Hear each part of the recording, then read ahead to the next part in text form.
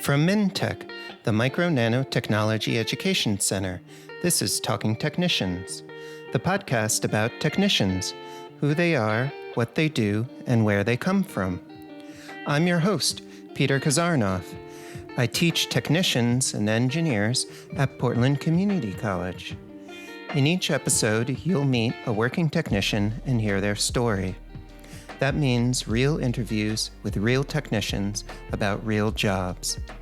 At the end of each episode, you'll hear actions you can take if you want to be a technician too. In this episode, you'll meet Arman. Arman is a fabrication technician at Excelitas in Boulder, Colorado. Arman, welcome to Talking Technicians. Thank you for having me, Peter. Appreciate it. Arman, Excelitas is in Boulder, Colorado. Is that where you live too? And how long have you been there for? Yes, so I currently actually just moved to Aurora, which is about 30 minutes from Denver. But I've been here for about three and a half months for work, and I'm loving it so far. It's nice. And Arman, where did you grow up? Where'd you live before Boulder? So my whole life, I grew up in Santa Clarita, California, close to Los Angeles, and been there my whole life and just recently moved, so I'm loving it. Nice. So that's kind of a big move across the country. So Let's talk a little bit about where you work. So you're a fabrication technician at Excelitas in Boulder. What do you do day to day as a fabrication technician?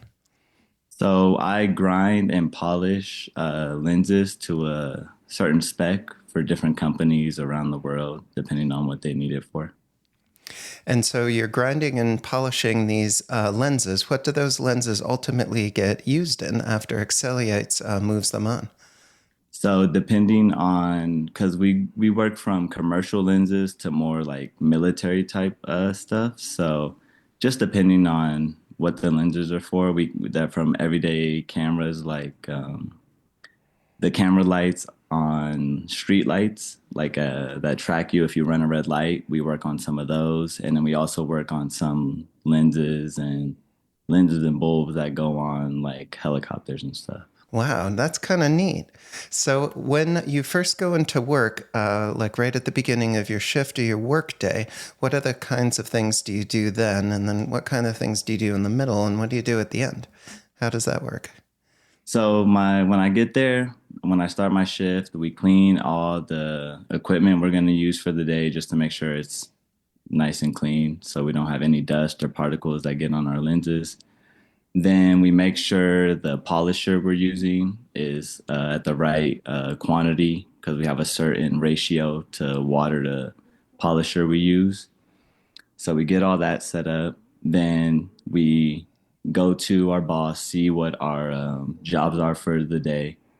And then after we get our jobs, we set up the polishers or the pads, depending on which one we use that day. And we run the lenses over the polisher to pretty much smooth them out and get them as like flat and clean as they can be to the certain specification that the company that we're selling it to wants. And then we test it, make sure it's good, and then we send it on. And so, Arman, as a fabrication technician, what kind of salary could you expect working in the Boulder area? So in the Boulder area right now, starting off yearly, I think I'm making around $50,000 a year as a starting technician because this is my first job in the field. So. And are there opportunities for professional growth? You mentioned that you just started in the field, but are there places that you can work up to in the company after that? Yes, definitely. There's always potential for growth because I've only been there for such a short time, but I've already been offered a promotion to move to super polishing, which is like a grade higher than just regular polishing, which is what I'm in now. So there's definitely room for growth. You can do so much in this field. It's nice. And so in addition to salary, Arman, are there other things like benefits, things like retirement package or healthcare that go along with your work at Excelitas? Oh yeah, definitely.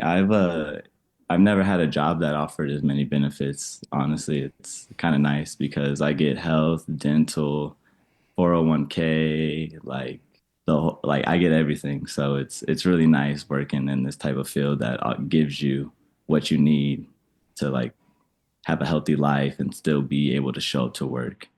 So, Arman, you moved across the country from California to Colorado. What did it feel like that first day of work when you went into Excelites for the very first time? What did it feel like that first day of work? It was it was very exciting and nervous at the same time because this is something I wanted to do for a really long time, and I'm actually getting the opportunity to do it. But being from California and I grew up there my whole life, and now I'm like, wow, I'm like 17 hours away from my family and my friends. So it was a little nerve-wracking at first, but I enjoyed it because it was something I wanted to do. So it wasn't too bad. And a lot of people I work with are really like good people and comfortable, and they helped me. They helped me a lot. So So now, Arman, compared to that very first day at work, what does it feel like now when you go in? it's funny because it kind of just it doesn't feel like home, but it just feels like normal. It feels like my day-to-day life now. Like I'm going to work, I'm doing what I want to do, I'm enjoying it. I still think about my home, like California, of course, and my family, but it's nice. I'm more comfortable. Now that I'm more comfortable with my job and what I'm doing, it's I like it a lot. So, Arman, let's switch gears a little bit and talk about how you got to where you are now. Exceliates does some pretty high tech work. And so I want to talk about your previous work experience and your education to be able to do that kind of technical work. So let's start off with work experience. What kind of work experiences did you have before you became a fabrication technician? So before this, I actually worked for a aerospace shipping company. So we would receive parts in like a warehouse, count the parts, make sure the quantity they sent us was the right amount. Then we would ship it to different like companies depending on who it would go to, depending from like Boeing to SpaceX to multiple like aerospace companies we would ship them out to. So I kind of started there in that field, but I've worked in a lot of different places. My first job was Target, a couple years. I was a tax professional for a little bit. So I've done a lot of things, but I've always wanted to work in this type of field. I just didn't know how to kind of get a start. And then that's kind of like going into your next question. Yeah, so Arman, you're leading me right into what I was going to ask next. So you've worked in a couple different areas, but none directly like in fabrication technician work or working in the optics or laser or semiconductor industry. How did you transition from those roles into what you have now? What was the missing piece there? So when I was working at the warehouse job, the aerospace shipping warehouse job, so my partner actually had a coworker who knows the professor of the Pasadena City College, and she informed me about it and told me that this would be something that you're interested in. And I got into it. I looked it up. I went to their website and I gave I sent him an email and he replied the same day and I signed up that year. And Arman, what kind of program did you enroll in at Pasadena City College? So I signed up for a 2-year course, laser optician or laser optics. Mm-hmm. And what sort of things do you learn in a 2 year laser optics program at a community college? We learned a lot of things. I wanted to because I knew I was going to be moving soon to Colorado. I took it's a 2 semester course each year. So it's from June to I want to say it's from June to October, and then the second course starts January to May. But I wanted to do it fast, so I took both courses at the same time. So I finished it in a year. I finished a year early. It was exciting. You learn a lot. You learn a lot about assembly. You learn a lot about cleaning lenses. You learn about how to take care of glasses. You learn how to read the wavelength of lenses. You learn the different wavelength of light. It's a lot. It's a lot of fun though. And Armand, do you think that you could do your role at Excelites or have gotten that role without going through that program at Pasadena City College? I don't think so. It's they I learned a lot at Pasadena City College that helped me understand what I'm doing now. And I feel like if I didn't go through that course, I would have no idea what I'm doing at my job right now. So, Arman, you talked about at Pasadena City College how you learned some pretty technical skills about measuring certain properties of lenses. But in your day to day work, do you use any kind of skills that we might call professional skills? Things like communication with managers and other technicians, or working in reporting and writing. How are those type of skills part of your job, too? That definitely plays a role, and that's also why I like the course because in in Dr. Brian Monticelli's course, you do classroom or classwork for an hour, and then we do all lab work for the rest. So, and you always are matching with different students and different people. So you have to kind of communicate, learn how that person works, learn how their mind thinks. And then when it comes to actually assimilating what you're doing, you got to kind of all come to a set idea because everybody has different ideas. Everybody wants to do this, everybody wants to do that, but you guys all got to think together and come together. So communication is definitely a big thing that I learned in that course. And definitely, I would say Excel. Excel is a very important thing for sure with datas and graphs and keeping your information like where it needs to be. Excel is another big thing I learned. So, in addition to communication, being able to work with spreadsheets and being able to enter things into spreadsheets, organize them, be able to read them, that sounds like that was important too. Yes, definitely. It was really important because even to this day, a lot of the jobs we do might be the same, but there's one little like information that we don't know that's different. So we need that communication from the person up top who knows to come down and tell us to say, hey, we actually have to do it like this. And then, oh, okay, we know what we got to do. We get it done. So communication is a real big part in this field. Armand, what's something unexpected about working as a fabrication technician that you only learned after you started? What was surprising about moving into Excellion? From moving to like a classroom to the real field, Yeah, yeah. every little thing matters. The tiniest little detail.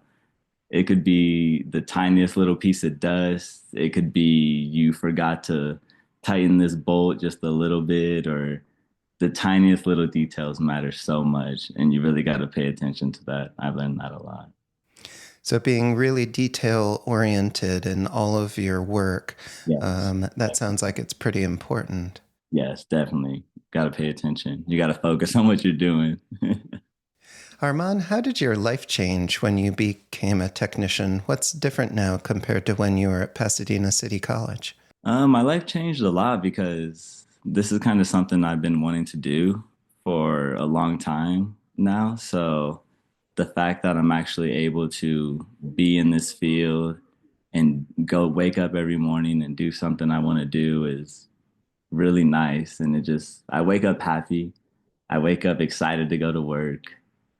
So it's nice. So I feel like my life changed a lot, but I still think about home. I still miss home, but I'm excited also because this is always something I wanted to do. Armand, what advice would you give students or people who want to transition their careers and work as a technician like you do? I would say if you really want to do it, you got to just go for it because I was one of those people who wanted to do it and never just looked for the information or never actually put in the time to go out and try to do it. So when the opportunity came and I took it, I did, and now I'm living my best life in Colorado. So I would say just if you want to do it, you got to take a chance because you never know what will happen. And Arman, sort of to finish up, do you have a final call to action for students? Say they're in a 2-year tech program at a community college, or maybe they're in a different career and they were sort of like you, that they need a little push. What would sort of be your final call to action for those folks? I would just say you got to do what your heart wants. You got to do what your mind wants. And I know it gets hard sometimes because it was hard for me sometimes. And there was times where I wanted to just quit and give up, but I didn't. I stuck through it, and now I'm where I am, and I'm happy. And you learn a lot more in the field, so it gets better. It gets way better. Well, Arman, I think that's a great message to end on for today.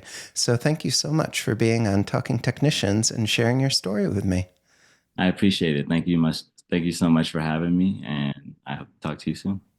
Please keep in touch. Yes.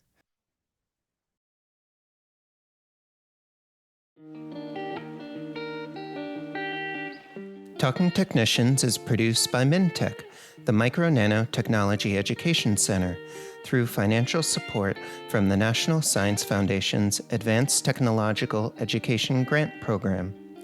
Opinions expressed on this podcast do not necessarily represent those of the National Science Foundation. Join the conversation. If you are a working technician or know someone who is, reach out to us at info@talkingtechnicians.org. We're always looking out for great guests to share more stories with you.